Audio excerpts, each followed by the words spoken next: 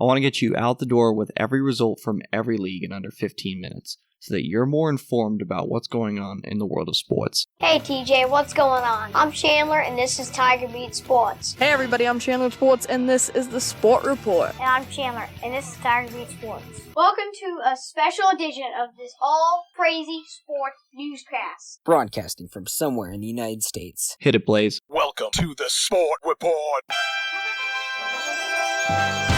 Tuesday, June 11th, 2019. Hey everybody, I'm Chandler with Sports, and this is the Sport Report. It's time to get you caught up on what's happening in the world of sports. This is Top of the Order. In a year that has been so improbable, the impossible has happened. This is Top of the Order. Our top story comes from Toronto, where the Toronto Raptors had a 6-point lead with just over 2 minutes to play in the fourth quarter, but ultimately fell to the Golden State Warriors in regulation 106-105. It was a tense couple of minutes for Golden State towards the end of the first half as Kevin Durant exited with a lower right leg injury. Turns out, according to Bob Myers, who is the GM for the Golden State Warriors, it was an Achilles injury, same leg that Kevin Durant injured against the Houston Rockets, which kept him out of the entire series against the Portland Trailblazers and the first 4 games against Toronto. Golden State sure missed Kevin Durant because he helped spark a fire in this team, and they went up double digits against Toronto in the first half. Then he was injured right before halftime and Toronto battled back. The second half was very close. Even though Golden State led by double digits again in the third quarter, Toronto closed the gap before the fourth began. Back and forth they went in the fourth quarter, and like we said, Toronto led by 6 with just over 2 minutes to play. The Splash Brothers of Steph Curry and Klay Thompson hit back-to-back-to-back triples to make the score a 1-point ball game. Instead of 103-97, it was 106-103. Toronto got a goaltend call to make it 106-105. Golden State was called for a moving screen on DeMarcus Boogie Cousins. With 15 seconds to go, the Raptors had a chance to win the championship in Toronto. Kyle Lowry got the ball after a couple passes in the corner, shot the 3, and missed it wide. Golden State 106, Toronto 105. Game 6 Thursday night at Oracle Arena, the final game at Oracle Arena, as the Warriors will change arenas in the Bay Area starting next season. Kevin Durant will probably not play the rest of this series. He left the arena in Toronto with a walking boot and crutches. For now, Golden State lives to fight another day in this NBA season, but they trail 3-2 and face a must-win situation at Oracle Arena in Oakland once again. This time, it's Game 6, with a chance to send it back to Toronto for Game 7 on Sunday night. In the NHL, there were no NHL games, but Game 7 between the Boston Bruins and the St. Louis Blues will take place at the TD Garden in Boston tomorrow night, Wednesday, June 12th at 8 p.m. Eastern on NBC. The winner will get to hoist Lord Stanley's Cup, and regardless of who wins this year's Stanley Cup, both teams played a great series. In the Women's World Cup, Argentina and Japan drew 0-0. Argentina picks up their first ever point in a Women's World Cup. Meanwhile, Japan, one of the favorites, is left wondering how they ended up with a draw. Regardless, Argentina played well. Japan's got a few things to work on. In the other game, Canada defeated Cameroon 1-0. In today's Women's World Cup action, in Group E at 9 a.m. Eastern, New Zealand will take on one of the favorites in the Netherlands. And then in Group F at noon Eastern, Chile will take on Sweden. 3 p.m. Eastern, the USA women will look to defend their Women's World Cup title as they open their campaign against Thailand. USA women versus Thailand will be on Fox. To the College World Series, the matchups are set. There will be 8 teams facing off in Omaha starting on Saturday, June 15th. Here is how everything will look. There are 8 teams separated into 2 quadrants in a sense.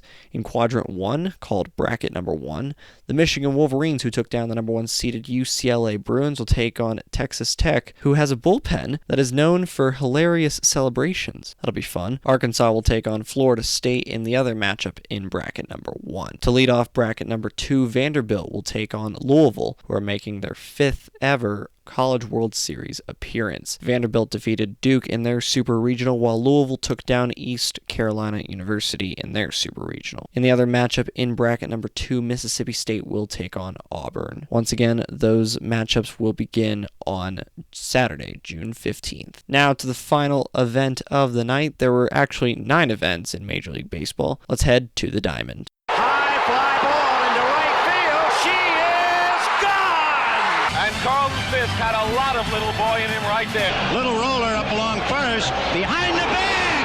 It gets through Buckner. Here comes Knight, and the Mets win it. Touch 'em all, Joe. Home run!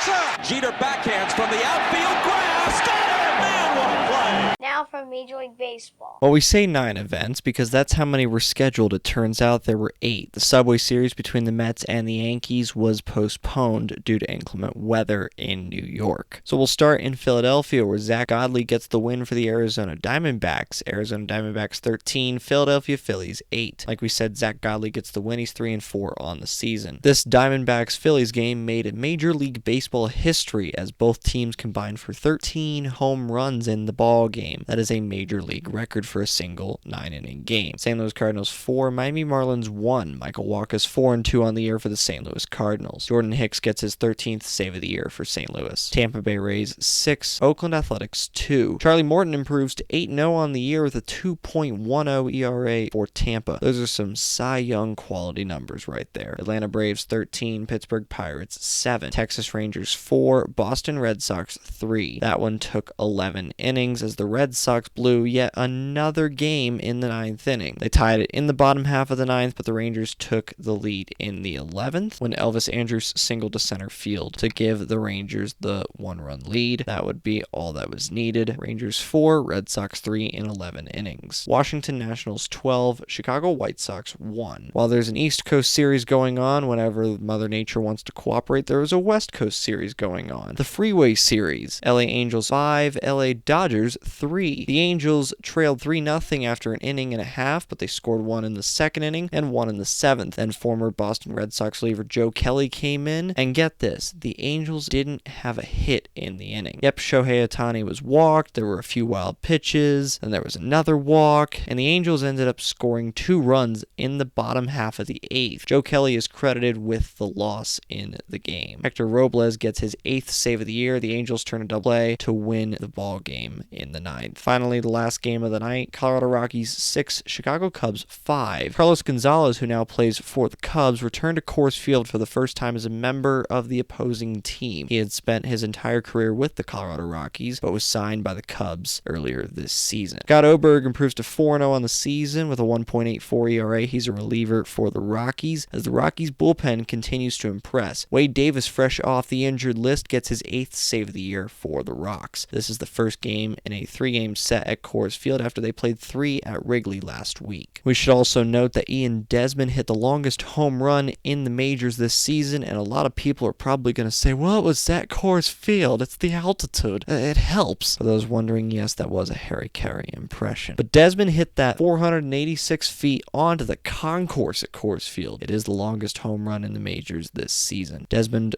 was also a pinch hitter in this game. So he hit the home run in the bottom half of the 7th to put the Rockies up 5-4, and then it was Ryan McMahon, who singled to right field to put the Rockies up 6-5 in the bottom half of the 8th, after the Cubs tied it on Javi Baez's ground out in the top half of the 8th. That covers the 8 games in Major League Baseball. We also want to update you on David Ortiz's condition. He was shot on Sunday night in the Dominican Republic in his hometown of Santo Domingo. He spends his time in Boston, Santo Domingo, Dominican Republic, and Miami between those 3 cities since his retirement from baseball. David Ortiz is a Red Sox icon, a legend. He has his number retired by the Red Sox, and he was a key member of the 2004, 2007, and 2013 World Series teams. He helped the Red Sox come back in games 4 and 5 of the 2004 ALCS, as the Red Sox are still the only team in Major League history to overcome a 3-0 deficit. There is a 30 for 30 film titled 4 Days in October. It's one of the best films you'll ever see in sports. But Big Papi, as he's affectionately known as, is very loved by the baseball community and even those outside of baseball. Anyways, Big Papi was shot in Santo Domingo outside of a bar. He was taken to a local hospital where they performed surgery, and last night we had reports from his father that there were no organs affected, but news came out today from the doctors that his liver was damaged. They removed his gallbladder, some intestines, and they had to work around his colon as well as part of a 6-hour operation. Thankfully, Ortiz is doing better today. The Red Sox Raptors sent an air ambulance down to Santo Domingo from Boston Airport. They got Ortiz, sent him back to Boston, where his personal doctors and his wife and family are. And so now he is resting at Massachusetts General Hospital, which is the largest hospital for the Harvard Medical School. So if you need something for the water cooler today, there you go. There's a piece of trivia for you. Thankfully, Big Papi is doing okay, and he will make a full recovery according to his doctors and family. We're all rooting for you, Big Papi. Stay strong. That's the Sport Report for Tuesday, June 11th, 2019. For now,